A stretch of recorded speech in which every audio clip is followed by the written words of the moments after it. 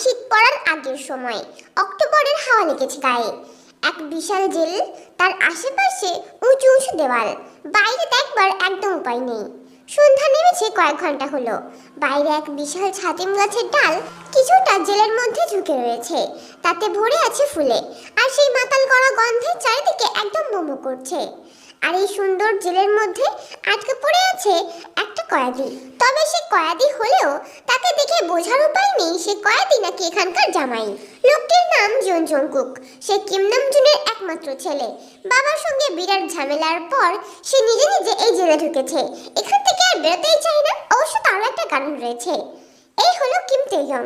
সে সদ্য চাকরি পেয়েছে, কয়েক মাসই হলো। সে একজন পুলিশ অফিসার, কিন্তু তার পানিশমেন্ট হয় আর তাকে এই জেলের গার্ড দেওয়ার জন্য পাঠানো হয়। জংকুক থেকে প্রথমবার দেখিয়েছিল মহিলা কোয়ার্টারে। একটা ছোট্ট জানলার ফাঁক থেকে লম্বা চুলগুলো টাওয়াল দিয়ে মুছছিল। শরীরে একটা টাওয়াল জড়ানো, বেশ খানিকটা উন্মুক্ত ফর্সা ত্বক হীরের মতো চকচক করছিল। সেই সুন্দরতা চোখ নষ্ট করতে পারে। জংকুক আবার রত্ন ভালো চেনে। ছাতিম ফুলের তীব্র সুগন্ধে ভরে আছে চারিদিক। সেই সুন্দরী সুন্দরতায় মাখামাখি জংকুকের চোখ, মন, মস্তিষ্ক। খোঁজ নিয়ে জানতে পারে এখানে একটা বড় পোস্টে কাজ করে মিস কিম তেজং। কিছুদিনের মধ্যেই পুরো জেলের সঙ্গে মারামারি করে ইনচার্জের সঙ্গে দেখা করার সুযোগ পায় জন জংকুক। সামনে বসে আছে তে। লম্বা লম্বা চুলগুলো কেমন সুন্দর করে গুছিয়ে বাঁধা, তার সুন্দরতা লুকাতে ফুল হাতা ইউনিফর্ম পরা। জংকুক বলতে যাচ্ছে সে কতটা সুন্দর। সে বলতে চায়, সে হয়তো বুঝতে পারছে তের সুন্দরতা ও জংকুকের মতো কষ্ট পাচ্ছে। তারাও মেনে ধরতে পারছে না। তে কড়া গলায় বলল, এই যে মিস্টার, কি দেখছেন? বেশি তাকানোর শখ হলে চোখ উপড়ে ফেলবো। আমি তো আপনাকেই দেখছি। দেখুন, বেশি স্মার্ট হওয়ার চেষ্টা করবেন না। আপনার শাস্তি 1 বছরের। কিন্তু এমন কোনো কাজ করবেন না যাতে সেটা আরো বেড়ে যায়। তে চলে যেতে নিলে জংকুক বলে, এই শুনুন, চলে যাচ্ছেন? 6 ফুটের সুদর্শন চেহারায় এমন বাচ্চা সুলভ কথা শুনে থমকে দাঁড়াইতে না চাইতেও হেসে ফেলে। জংকুক বলে ওঠে, আপনাকে হাসলে সুন্দর লাগে। থ্যাংক ইউ, কিন্তু আপনি কি করেছেন যার জন্য এখানে এসেছেন? কিছুই করিনি, আমার তো শখ হলো এখানে আসার। এই শখ বেশি দিন টিকবে না, সাবধানে থাকুন। এটা বলে তে চলে যায়। এরপর দিন জংকুক নিজে নিজে বেছে একটা সেল চুজ করে। সেখান থেকে তে রুমের জানলাটা স্পষ্ট দেখা যায়। যবে থেকে তে এসেছে তবে থেকেই বেশ কয়েকজন তেকে চোখে চোখে রাখে। আসলে সুন্দর জিনিসের ওপর লোভ সবার থাকে, তেও তেমন সুন্দর জিনিস। এই পাপের স্তূপে একমাত্র ফোটা ফুল সে। জংকুকের এই বিষয়টা একদম পছন্দ হয় না। তারপরের দিন থেকে জংকুকের সঙ্গে প্রচন্ড মারামারি, তারপর সেই লোকগুলোর গায়েব হয়ে যাওয়া। এতে জংকুকের উপর সন্দেহ আসে। জংকুককে ডাকা হয় তে তার ইন্টারভিউ নেবে। জংকুকও নাচতে নাচতে পৌঁছে যায়। আসবো ম্যাডাম? হ্যাঁ, ভিতরে আসুন। আপনি চুল খোলা রাখেন না? আপনাকে তো চুল খুললে সুন্দর লাগে। তে হেসে বলে ওঠে, বেশি পাকামি করার চেষ্টা করবেন না, চুপ করে বসুন। জংকুক শান্ত ছেলের মতো চুপ করে বসে। তে জিজ্ঞাসা করে, এখানকার লোকগুলো কোথায় গেল? আমি তো জানি না প্রিন্সেস। তে রাগে টেবিল ঠুকে দেয়, বলে, বেশি ওভার স্মার্ট হওয়ার চেষ্টা করবেন না। আচ্ছা, কেন শুনি, কি করবে? শাস্তি দেবে? জংকুক 2 হাত বাড়িয়ে দেয়। দাও, শাস্তি দাও। কথা বলতে বলতে জংকুক তের কাছে পৌঁছে গিয়েছে। তে আঙুল তুলে বলে, দেখুন, পিছিয়ে যান বলছি। এখনো বলছি সরে যান। কি করবে তুমি? শাস্তি দেবে? শাস্তি দাও, দেখি তোমার এইটুকুটুকু হাত আমায় কতটা মারতে পারে। তে সঙ্গে সঙ্গে পিস্তল বের করে। জংকুকের বুকের উপর ঠেকিয়ে বলে, সরে যান বলছি। এটা খেলনা নয় সুইটহার্ট, এর একটা বুলেটে আমি মরতে পারি। হ্যাঁ জানি, আর এই 6টা বুলেটই আপনার বুকে বাঁধিয়ে দেওয়ার ক্ষমতাটুকু আমার আছে। কিন্তু আমি তো এমন করে মরবো না সুইটহার্ট। কিন্তু আর এক পায়ে গলে আমি আপনাকে এখানে শেষ করে ফেলবো। আচ্ছা, আমি যখন মারতেই চাও তখন অন্যভাবে মেরো। এটা বলে জংকুক তের হাত থেকে পিস্তল ছিনিয়ে নেয়। তারপর তাকে ধরে শক্ত করে চুমু দিয়ে দেয়। তারপর একটা ফুরফুরে মেজাজ নিয়ে শীষ বাজিয়ে বাজিয়ে বাইরে চলে যায়। তে ইনভেস্টিগেশনের পেন্ডোতে আগুন দিয়ে মাথায় হাত দিয়ে বসে। হায়, मैं तो लुट गया, एक हैंडसम क्रिमिनल मेरा चुम्मा ले गया। জংকুক আবার ফিরে আসে। তের বন্দুকটা ফেরত দিয়ে তার ঠোঁটে হাত দেয়, বলে, মনে রেখো, তুমি আমার, শুধু আমার। অন্য কারো হতে চাইলে তাকে তো মারবই, তার সঙ্গে তোমাকেও মেরে ফেলবো। এটা বলে সে আবার চলে যায়। তে ফ্যালফ্যাল করে তাকিয়েই থাকে। জেলের মধ্যে যে লোকগুলো হারিয়ে গেছে তাদের খোঁজার কাজ চলছে। রাতের বেলাতে রাউন্ড দিতে আসে, কিন্তু হঠাৎ করে কেউ তাকে টেনে নিয়ে গিয়ে কোণায় চলে যায়। তে ভয় কুঁকড়ে যায়। একটা শক্তপোক্ত বুকে তার ঠাঁই হয়। তাকে ঢাল হয়ে দাঁড়িয়ে আছে একটা লোক। বাইরে তখন গোলাগুলি শুরু হয়েছে। জংকুকের বাবার লোকেরা জংকুককে ছাড়ানোর জন্য এসেছে, কিন্তু জংকুক সে তো বাইরেই যাবে না, বরং সে তের 2টো হাত ধরে শক্ত করে দাঁড়িয়ে রয়েছে আর বলছে, চুপ, একদম বাইরে বেরোবে না। বাইরে বেরোনোর সাহস হচ্ছে কি করে? চুপ করে রুমে গিয়ে শুতে পারো না? এত কিসের ডিউটি? এত দুটি বাদ দিয়ে চুপ করে গিয়ে ঘুমিয়ে পড়বে, ঠিক আছে? তে কিছুক্ষণ ভয় কুকড়েছিল, তারপর যখন অনুভব করলো সে তো আসল পুলিশ আর জঙ্কুক তো ক্রিমিনাল, সে জঙ্কুককে ধাক্কা দিয়ে সরিয়ে দিল। বলল, এই একদম বকবেন না, পুলিশ আমি, আপনি না। বেশি পাকামি করতে চাইলে না আপনার নামে দুটো এক্সট্রা কেস দিয়ে সারা জীবন এখানে আটকে রাখবো। আচ্ছা তাই রেখো, এখন রুমে যাও। আমি রুমে যাব নাকি যাব না আপনি বলে দেবেন। তে বেশ কিছুক্ষণ নাক ফুলিয়ে ফুলিয়ে ঝগড়া করলো, কিন্তু যখন একটা গুলি তার পাশ থেকে চলে গেল সে একদম ভয়ে চমকে উঠলো। জঙ্কুক তাকে শক্ত করে জড়িয়ে ধরেছে। মেয়েটির মনে এখন ঝড় চলছে, না চাইতেই সে জঙ্কুককে জড়িয়ে ধরছে। তার প্রচন্ড ইচ্ছে করছে ধরতে। একটা পুরুষালী গন্ধে সে মাতাল হয়ে উঠেছে। চান পাখি, ভয় পেলে নাকি? না, আমাকে এসব নামে ডাকছেন কেন? ছাড়ুন আমাকে। জঙ্কুক হেসে ওঠে, বলে, সুইটহার্ট আমি তোমাকে ধরেই নেই। তে নিজের ভুল বুঝতে পারে, জঙ্কুককে ছেড়ে দেয়। এরপর এক ছুটে সোজা কোয়ার্টারে পৌঁছে যায়। ইস, শেষমেশ একটা কয়েদির কাছে মান সম্মান হারালো, এ লজ্জা রাখবে কোথায়? ভাগ্যিস কেউ দেখেনি। এরপর থেকে তে আর জঙ্কুকের সামনে আসে না, তবে আরে আরে ঠিকই দেখে। কিন্তু যখনই সে জঙ্কুকের দিকে তাকায় দেখে সে আগে থেকেই তার দিকে তাকিয়ে আছে। সে তো আবার লজ্জায় পড়ে যায়। এমন করেই বেশ কয়েকদিন চলছিল। একদিন তে যখন ডিউটি করছিল জঙ্কুক আসে, বলে, হাই কলিজার টুকরা, এমন করে ইগনোর করে কষ্ট দিচ্ছ কেন আমায়? দেখুন আমি আপনার কষ্টের কারণ হতে চাই না। এটা বলে তে চলে যাচ্ছিল। জঙ্কুক সঙ্গে সঙ্গে তার হাত ধরে। তে অবাক হয়ে যায়, এর আগে কোনো কয়েদি এমন সাহস দেখায়নি। তে ঘুরে খুব জোরে একটা থাপ্পড় মেরে দেয়। জঙ্কুক তো তাতে ইমপ্রেস হয়ে যায়। তার বউ হবে একটু তেজ না থাকলে মানায়। সেই দিনকে একটা অফিসার আসে, তেকে জিজ্ঞাসা করে, মিস আমায় ভুলে গেলেন? তে লোকটার দিকে তাকায়। লোকটা বোগম। তাকে দেখে তে রিয়েলাইজ করে তার তো লোকটার সঙ্গে বিয়ে ঠিক হয়ে গেছে। সে তো ভুলেই গিয়েছিল। কি ম্যাডাম, কোনো সমস্যা বললেন না তো? তে বোগমের সঙ্গে জঙ্কুকের বিষয়টি শেয়ার করে। বোগমও জঙ্কুককে নিয়ে গিয়ে উল্টো করে ঝুলিয়ে প্রচন্ড মারে। জঙ্কুকের রক্তে ফ্লোর ভিজে যায়। সারা দিন এমন রক্তাক্ত ভাবে সে বাঁধানো থাকে। সেদিনকার রাউন্ডে তে জঙ্কুকের সেলের সামনে এসে দাঁড়ায়। তখন সময় রাত 2টো। সেলটা ফাঁকা। দেখে তের বুকটা কেঁপে ওঠে। সঙ্গে সঙ্গে সে টর্চার রুমে গিয়ে দেখে জঙ্কুককে এখনো উল্টো করে ঝুলিয়ে রাখা হয়েছে। সে আগে গিয়ে তার নিঃশ্বাস চেক করে। মাথায় হাত রাখলেই তার হাতে রক্ত উঠে আসে। তের নরম স্পর্শে জঙ্কুকের ঘুম হালকা হয়ে যায়। সে বলে, সুইটহার্ট পানি খাওয়াও। শালারা শুধু মারে, পানি দেয় না। তে সঙ্গে সঙ্গে ঘুমন্ত গার্ডের টেবিলটা ঠুকে দেয়। লোকটার ঘুম ভেঙে যায়। সঙ্গে সঙ্গে স্যালুট করে। তে বলে, ওকে এখনো খোলা হয়নি কেন? বোগম স্যার বারণ করেছেন, ওকে খুলে দিন। না ম্যাম, বোগম স্যার না বললে খুলতে পারবো না। দেখুন খুলে দিন বলছি, না হলে খুব খারাপ হয়ে যাবে। সরি ম্যাম, আমি কিছুতেই পারবো না। যদি আপনি ওকে না খোলেন, ও মারা গেলে আমি আপনাকে দায়ী করব। তখন আপনি আপনার চাকরি নিয়ে কোথায় যাবেন? লোকটা এক প্রকার বাধ্য হয়ে জঙ্কুককে খুলে দেয়। জঙ্কুককে খোলা মাত্রই সে তার অত বড় শরীর নিয়ে তের উপর পড়ে। তে মাটিতে পড়ে যায়, তার উপরে জঙ্কুক পড়ে। আর তের মাথাটা মাটিতে টুম করে গিয়ে ঢুকে যায়। সে বলে ওঠে, আরে মা রে, শালা ক্রিমিনাল, তুই আমাকে মারবি একদিন। এটা বলে সে লাথি মেরে জঙ্কুককে ছড়িয়ে দেয়। জঙ্কুক ব্যথায় আর্তনাদ করে ওঠে। সে আবার তাকে আলতো করে জড়িয়ে মাথায় হাত বুলিয়ে দেয়। আচ্ছা ঝামেলায় পড়েছে সে, না পারে ছাড়তে না পারে মারতে। উঠুন, চুপ করে সেলে ফিরে যান। শুনতে পাচ্ছেন? উঠুন। কে শোনে কার কথা? জঙ্কুক তো সেন্সলেস হয়ে গেছে। অনেক কষ্ট করে তে জঙ্কুককে সোজা করে দাঁড় করায়, কিন্তু তার পরপরই জঙ্কুক আবার তার উপর হেলে আসে। আবার তে মাটিতে লুতুস করে পড়ে যায়। এটা দেখে সে গাড়টা তো হেসে ফেলে। এতে তে আরো লেগে যায়। বলে, কি দেখছেন কি? সাহায্য করতে পারছেন না একটু? চুপ করে নিয়ে গিয়ে সেলে দিয়ে আসুন একটু। ঝাড়ি খেয়ে লোকটা সাহায্য করতে আসে। এমন করে বেশ কয়েকদিন পেরিয়ে গিয়েছে। এই কয়েকদিন বোগমকে লুকিয়ে তে অনেক খেয়াল রেখেছে জঙ্কুকের। একদিন কোনো কারণে তের ক্যান্টিনে আসতে দেরি হয়ে যায়। খুব খিদে পেয়েছিল তার, কিন্তু খাবার শেষ হয়ে গিয়েছিল। তের খুব খারাপ লাগে। একদিন খাবার না খেলে কেউ মরে যায় না, এটা ভেবেই তে ডিউটি করছিল। তবুও দুপুরবেলা খাবার না খেয়ে তে কেমন নড়বড়ে হয়ে গিয়েছিল। কেউ একজন তাকে আবার টেনে নিয়ে যাওয়ার দুঃসাহস দেখায়। লোকটি নিঃসন্দেহে জঙ্কুক। তে গিয়ে আছাড় খায় জঙ্কুকের শক্তপোক্ত বুকে। এ কি, কিছু খাওয়া হয়নি বুঝি? আপনার কি তাতে? ছাড়ুন আমাকে। টেবিলে খাবার রাখা আছে, খেয়ে নাও। আমি খাবো না আপনার খাবার।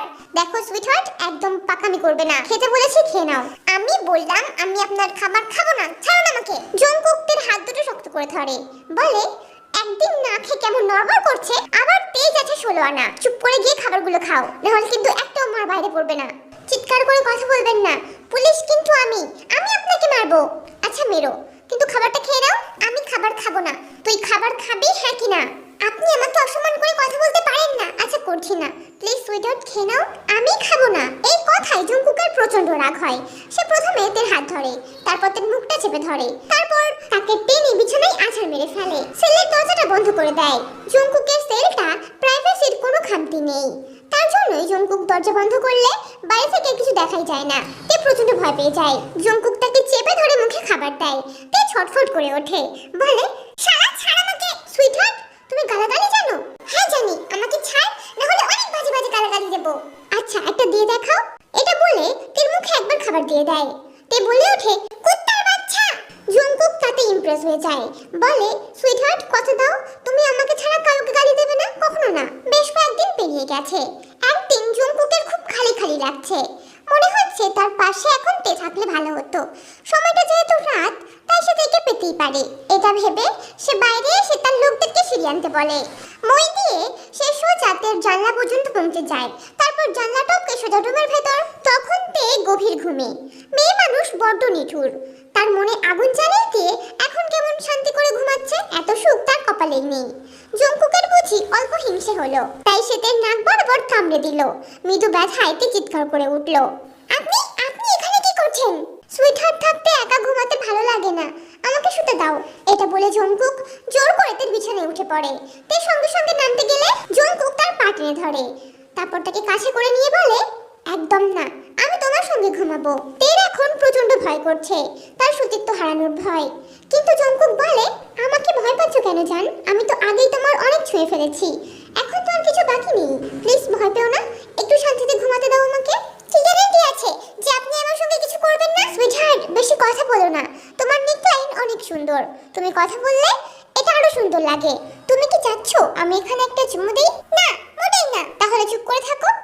তে চুপ হয়ে যায়। জংকুক তাকে আষ্টে পৃষ্ঠে জড়িয়ে ধরে। তে ছটফট করে ওঠে, তার দম বন্ধ হয়ে আসছে। সে বলে, আপনি এখান থেকে চলে যাচ্ছেন না কেন? আমার ইচ্ছা, আমি যাব না। জংকুক তেকে ছোঁয়ার কোনো সুযোগই ছাড়লো না। তেও তার ফুল সুযোগ নিল। এত হ্যান্ডসাম ছেলে থাকতে আমার বাড়ির লোক যে কি করে পেট মোটা বুকামের সঙ্গে আমার বিয়ে ঠিক করলো কে জানে। জংকুকের নিঃশ্বাস অনেক ভারী। তে ঠোঁট দুটো একেবারে জংকুকের গলার কাছে। তে একটু সরতে চাইলে জংকুক তাকে আর একটু শক্ত করে ধরে। এতে তেরও নিয়ত খারাপ হয়ে গেল। সে জংকুকের পুরো সুযোগ নিল। ফোলা ফোলা শরীর ছোঁয়ার একটা সুযোগও ছাড়লো না। বিয়ের আগেই কোনো পরপুরুষকে শরীর ছোঁয়ার অনুমতি দেওয়া যায় এই বিষয়ে তে জানতো না। কিন্তু লোকটা কেমন ছিনিয়ে নিল। তে অনুভব করে এই মানুষটার সান্নিধ্য তার জন্য অত্যন্ত ভয়ানক। সে তাকে অশান্ত করে তুলছে। জংকুক বেশ ঘুমাচ্ছে, কিন্তু সে ঘুমাতে পারছে না। রাগেতের মাথা গরম হয়ে যায়। ইচ্ছে হয় একটা লাথি মেরে নিচে ফেলে দিই, কিন্তু সে পারে না। পরের দিন সকালে জংকুকের উঠতে ভালো লাগছিল না, তাই সে তার লোকেদের দিয়ে তের বেডরুমে চা নিয়ে আসে। লোকটি ছিল জংকুকের বাবার লোক। জংকুকের বিছানায় অন্য একটা মেয়েকে দেখে খুশিতে গদগদ হয়ে সে বসকে কল করে। সে জানায়, স্যার, জংকুক স্যারের বিছানায় একটা মেয়েকে দেখেছি, সে মেয়েটার সঙ্গে রাত কাটিয়েছে। এই খবরটা ঝড়ের মতো পুরো শহরে ছড়িয়ে যায়। রীতিমতো বিয়ের আয়োজন শুরু হয়ে গিয়েছে। জংকুকের বাবা আরএম সে নিজেই একটা পুরো আন্ডারওয়ার্ল্ড চালায়। ছেলের বিয়ে বলে কথা, সে পুরো শহরকে সাজিয়ে ফেলবে। বিকাল হওয়ার আগেই আরএম তো পুরো ব্যান্ড পার্টি নিয়ে জেলের সামনে হাজির। সে ছেলে আর ছেলের বৌমাকে ঘরে নিয়ে যাবে। কিন্তু সেখানে গিয়ে আর একটা বিপত্তি হয়ে যায়। এত আয়োজন দেখে জংকুক মনে মনে ভাবে, না না না মুরব্বি, তুমি যাই করো, আমি তো বাড়ি যাব না। তার অভিমান অনেক, সে অভিমান টিকিয়ে রাখতে চায়। আরএম বলে, আমার বৌমা কোথায়? জানি না। জংকুক, আমার বৌমা কে? আমাকে দেখিয়ে দে। আমি জানি না, নিজে খুঁজে নাও। আরএম রেগে যায়, বলে, থাপড়ে গাল লাল করে দেব। বল কোনটা বউ? জংকুক তের দিকে ইশারা করে। আরএম তের কাছে গিয়ে বলে, মা চলো বাড়ি ফিরে যাই। তে বলে ওঠে, কি বলছেন? আমি আপনার ছেলের বউ না।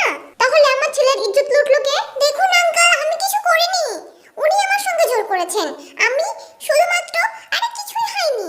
আমি ওসব কিছু জানি না, তোমাকে আমার ছেলেকে বিয়ে করতে হবে। আঙ্কেল, আমি কিচ্ছু করিনি আঙ্কেল, আমি কিচ্ছু করিনি, আমাদের মধ্যে কিছুই হয়নি। কিছুই হয়নি কেন? হতে পারতো, আমি কি বারণ করেছিলাম? আমি এখন কিছু জানি না, তোমাকে আমার ছেলেকে বিয়ে করতে হবে। আঙ্কেল, আপনি কি বলছেন? আমি আপনার ছেলেকে বিয়ে করতে পারবো না। তখন জংকুক বলে, হ্যাঁ বাবা, সে আমাকে বিয়ে করতে পারবে না। আরএম আরো রেগে যায়, জংকুককে কষিয়ে একটা থাপ্পড় মারে। বলে, আরএম আরো রেগে যায়, জংকুককে কষিয়ে একটা থাপ্পড় মেরে বলে, বউয়ের সঙ্গে রাত কাটতে পারিস আর বউকে বিয়ে করে ঘরে আনতে পারিস না, অপদার্থ কোথাকার। এই মেয়েকে বিয়ে করতে পারলে একমাত্র আমার ঘরে আসবি, না হলে আমার ঘরে চৌকাট মারাবি না।